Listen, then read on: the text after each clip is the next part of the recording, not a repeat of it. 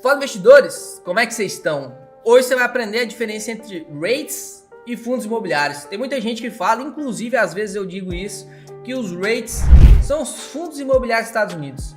E você pode até fazer isso com a licença poética para explicar para realmente muito leigos, mas até os leigos hoje vão entender totalmente a diferença entre REITs, que é o investimento imobiliário nos Estados Unidos, e os fundos imobiliários, que é o investimento imobiliário aqui no Brasil, tá? Então, sem mais enrolação, bora pro vídeo. Os REITs foram criados em 1960 lá nos Estados Unidos com a intenção de aumentar a acessibilidade a investimento imobiliário para pessoas que não tinham dinheiro, para as pessoas que têm uma renda média menor, porque lá nos Estados Unidos teve um boom do mercado imobiliário, inclusive existem bolhas no mercado imobiliário lá nos Estados Unidos com frequência, como em 2008, quando explodiu a bolha do subprime.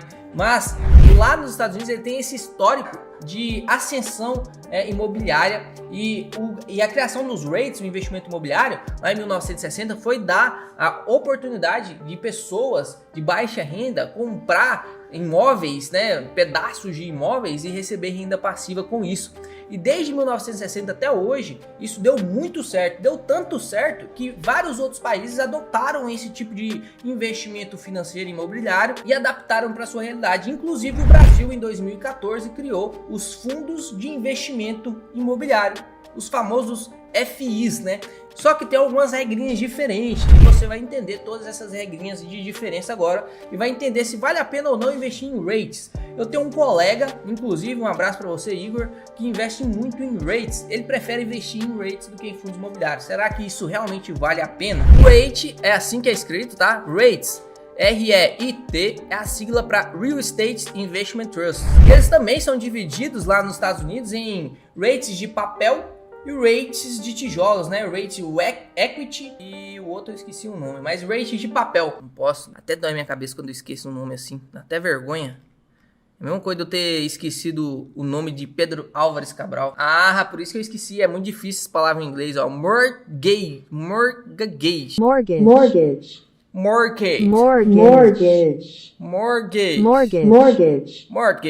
Fundos de papéis, REITs de papéis. Lá eles não são considerados fundos, Fundos ele tem um benefício tributário aqui no Brasil.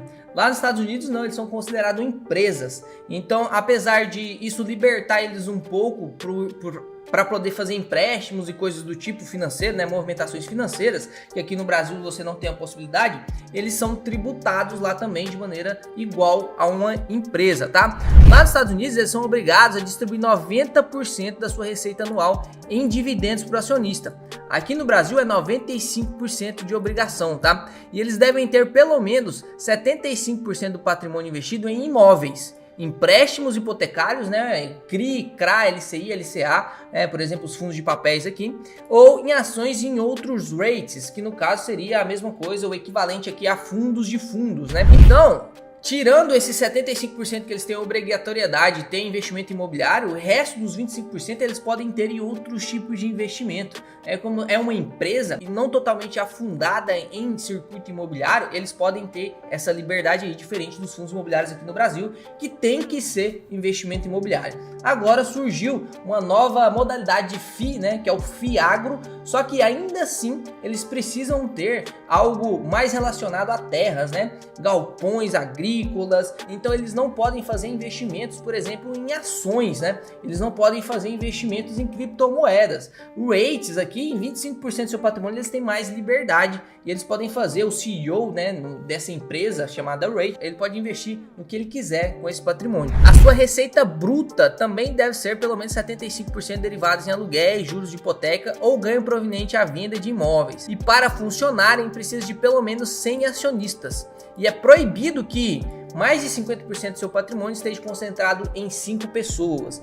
Então, se o fundo imobiliário lá tem 100 milhões de patrimônio, é proibido que 50% desse patrimônio seja na mão só de 5 pessoas. Ao contrário das ações comuns, os seus dividendos são isentos de imposto de renda, de forma que as distribuições realizadas nos seus acionistas podem ser deduzidas na apuração do lucro para pagamento de imposto.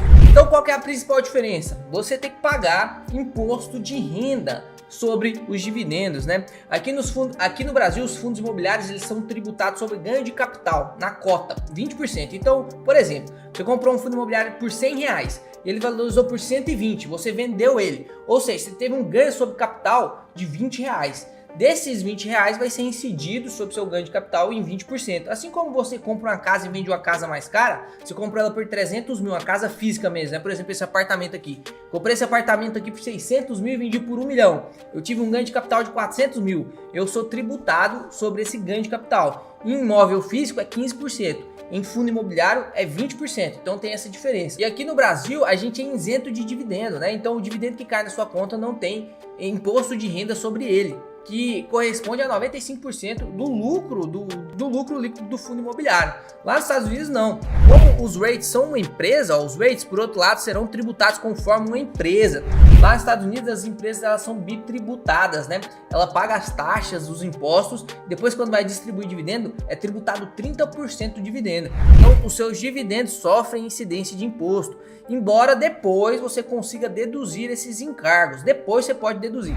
Sabe quando você faz sua declaração de imposto de renda e você recebe uma restituição da Receita Federal? Isso aqui pode acontecer nos REITs, só que mesmo assim isso é ruim. Por que isso é ruim? Porque você vai pagando imposto e daqui a um tempo você vai receber esse imposto corrigido à inflação, só que você poderia ter multiplicado inúmeras vezes o seu patrimônio durante esse período, porque você poderia ter investido em uma empresa, em um outro REIT, por exemplo, né? E esse REIT vai continuar pagando imposto sobre imposto, né? Você teria aquele dinheiro ali para pagar, receber mais dividendos e depois esses dividendos você ia investir de novo e ia ter mais dividendos. Então isso te atrapalha e freia um pouco a evolução do seu patrimônio, apesar de você conseguir restituir depois corrigido pela inflação. Isso é ruim para você, tá? Então compensa ou não investir em REITs? Cara, sendo bem sincero com você, compensa, porque você vai dolarizar o seu patrimônio. Tem inúmeras formas de você dolarizar o seu patrimônio e, na minha humilde opinião, os REITs não é a melhor maneira para você dolarizar o seu patrimônio, tá? Não é a melhor maneira, na minha opinião. Se você quiser saber qual é a melhor maneira, na minha opinião, se inscreve aqui no canal, porque o próximo vídeo vai ser sobre isso, tá? Vou te falar como é que eu dolarizo o meu patrimônio e qual que é a vantagem em dolarizar do jeito que eu dolarizo o meu patrimônio. Então se inscreve para você não perder essa oportunidade. Já deixa o like aí no vídeo também, é do lado.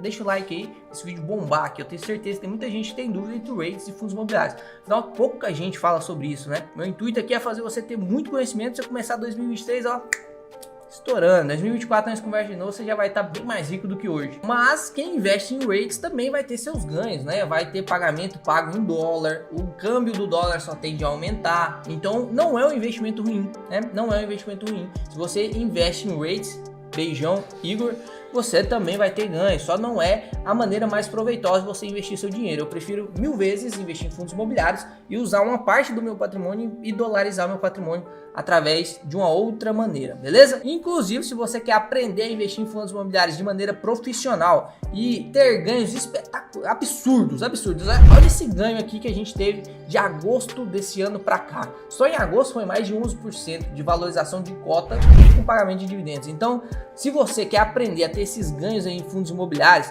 e quer aprender a investir como um profissional, você vai investir melhor do que um gestor, porque o gestor ainda tem que tirar a taxa de administração e você perde com isso, né? Se você quiser investir de maneira profissional, vou deixar um link aqui embaixo, mas só para quem quer investir profissionalmente em fundos imobiliários, né? Você que quer construir uma renda passiva para daqui a 30 anos se aposentar ganhando 10, 20, 30 mil cair na sua conta todos os meses, tá? Até mais, investidores, até o próximo vídeo.